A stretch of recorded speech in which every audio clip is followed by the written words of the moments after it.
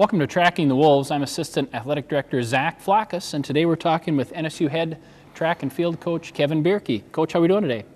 Good. Cold. Other than that, pretty good. Mother Nature tended to whip us another one today, but today we're talking track and field. It's the spring. We're in early April. Where are you at with your track program? Have you guys been able to get outside yet? We've had a couple practices outside. Got outside a little bit later than we have in previous years, especially last year. Last year was such a gorgeous spring. So it's been a little bit tougher this year. We had a very nice weather meet last weekend. So that was really our first taste of good weather besides the one day we had for practice. So slowly getting into the outdoor season. It's been a slower process than normal, but we're getting there. And we'll get to the results of that meet in just a minute. But you know, this is your first year as the head track and field coach. The past couple of years you were a head cross country coach. Big difference now that you're managing and overseeing the entire track and field program at Northern? There are some big differences as far as tending to athletes. That hasn't changed a whole lot.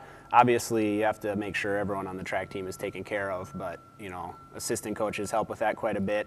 And then when it comes to coaching your athletes, it's still, you know, I'm taking care of the distance runners. We have assistant coaches taking care of their event athletes. So that hasn't changed, but administratively, definitely some added tasks. But it's all good things, and it's part of the process. Is pretty fun. Well, in order to be a successful track coach, I'm assuming that you've really got to have good organizational skills as far as your management of your staff, because the difference between a thrower and a long jumper to a distance runner to a sprinter to a hurdler, you've got to have a lot of different coaches that can coach these positions. Why don't you tell us a little bit about your coaching staff?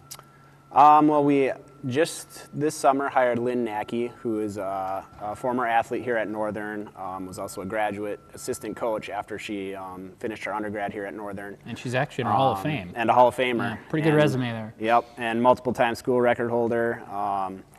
And so, you know, obviously her accomplishments speak for themselves, but in addition to all that, you know, that doesn't always equate to great coaching, and in her case it does. She's a great coach, got her athletes, you know, really buying into what she's doing and performing very well.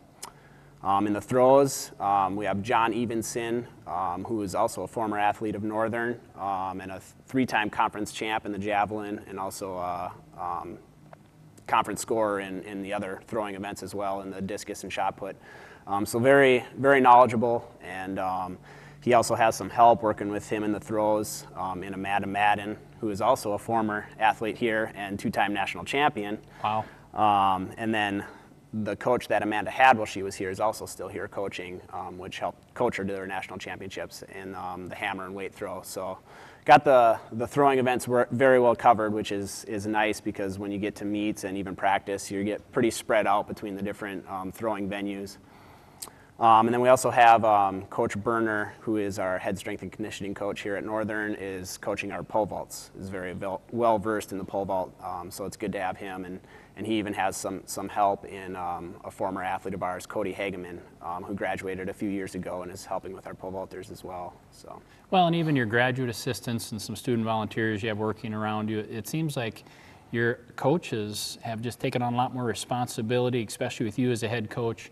Very good delegator. I know Coach Fuller, he liked to have everything in control in his own little world, but it seems like you've branched out. I think that reflects a lot in the recruiting that you have also, because it seems like the recruiting class that you're looking at bringing in is significantly larger than it was in the past. Is this just the combination of all the coaches working together to recruit? Yeah, definitely. And going back to our coaches, I left one out, Megan Betts. She'll be finishing up this year, but she assists Coach Nackey quite a bit in the sprints, jumps, and hurdles. And you know, all of our coaching staff has put a hand in the recruiting effort, and things have been going very well. We've been contacting a lot of kids and gotten a lot of commitments for next year, and we're a little bit on the smaller side right now, our track team, than we would like to be. We'd be comfortable, you know, getting a little bit bigger over the next couple of years, and we've gotten a great jump start on that for next year. So. Well, and I know you had your first round of announcements for your recruiting class, and what number are you looking at now as far as bringing in new freshmen or transfers to your program for this coming year? Yeah, we announced about a month ago, right after the signing period, we announced 20.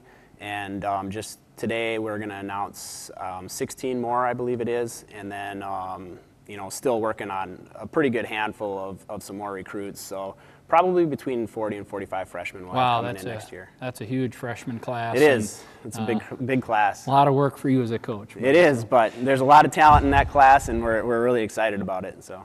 You finished the indoor season. I don't know if track really gets much of a break as you transition over to the outdoor season. I know there's a month time period in there where you don't really have a meet, but you had your first outdoor meet.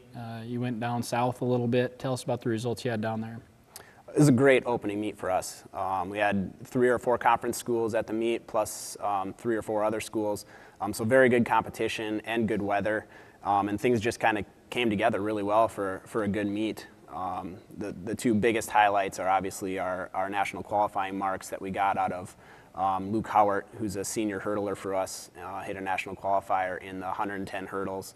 And then Yvonne Fries, who was All-American last year in the discus, came right out of the gates, fresh off her basketball season, and hit a national qualifier in the discus. So great starts for those guys, but it didn't end there. We had a lot of good success in the throws. Tyler Robles, a freshman getting ready for spring ball for football. He also plays football. Had a really good throwing weekend. Alex Webster just missed provisional in the javelin and won the javelin on the women's side.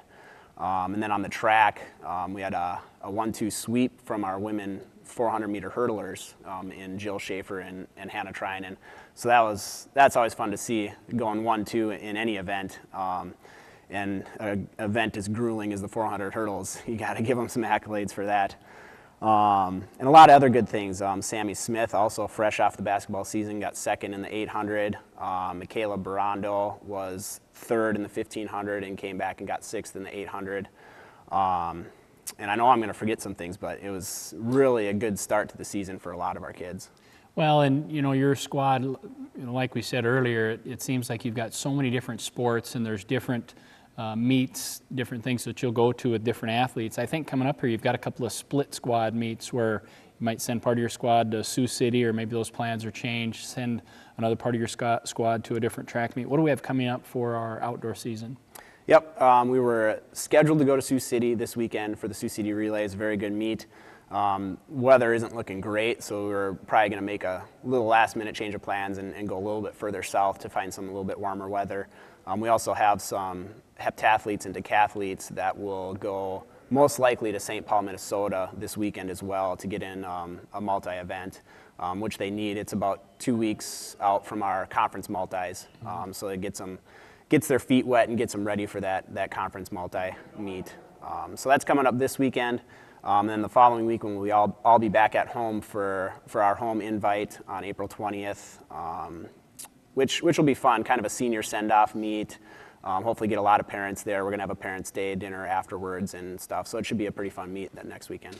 Well, and you've, just in the short time you've been the head track and field coach, I think you've got the respect of the entire staff at Northern. The alumni really seem like they're coming out of the woodwork in support of you. I think this year alone you've added $10,000 in scholarships to your program just through some of the newsletters, some of the specific asks to your track alumni. How's that all gone for you?